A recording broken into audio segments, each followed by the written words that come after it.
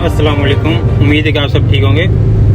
आज मैं आपको बताऊंगा कि अगर आप किसी शख्स से लेन देन हो आपका या फिर कोई क्रिमिनल वाक़या वक़ू हो जाए तो उस सूरत में आप FIR के अंदर राज किस तरह करवा सकते हैं।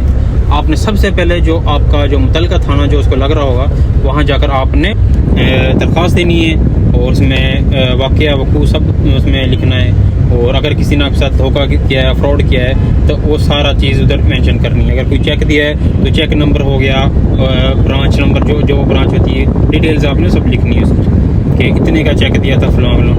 आपने उसको थाने में जमा करवा देनी दरख्वास्त कि आपकी दरख्वास्त पर अमल करके FIR दर्ज की जाए। नॉर्मली होता नहीं की जाती। फिर आपने क्या करना उस पर, फिर आपने 22A 22B अपने वकील के ज़रिए आपने दायर करवानी है, जिसमें सेशन कोर्ट से आपने ये करना process.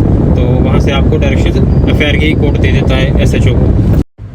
So having said that, if the SHO did not lodge the FIR against the criminal, के उसके खिलाफ अगर नहीं करता फिर भी, तो फिर आपके पास क्या ऑप्शन होती है। फिर आपके पास जो एक ऑप्शन है वो है कंप्लाइंस की। फिर आप उस ऑर्डर की कॉपी, आपके जो सीनियर वकील होंगे जो भी आपने हायर किया वो करेंगे, वो उसकी ऑर्डर की कॉपी निकलवाएंगे FIR के और उस पर कंप्लाइंस पिटीशन दायर करेंगे, जो कि उसी अदालत में जज साहब से आप इस्तदा करेंगे कि वो उसके बाद जो जज होंगे तो वो CCPO को एक उसको गाइडेंस डायरेक्शन देते हैं कि आप इसके खिलाफ FIR दर्ज करें, तो जो शख्स उधर इंदराज किया गया है। तो इस तरह आपकी FIR उम्मीद है कि हो जाती है। 90% से 99% तक भी चांस होते हैं ऑलमोस्ट इसमें कि फिर आपकी FIR दर्ज हो जाती है। तो उम्मीद है कि आपको समझ आई होगी।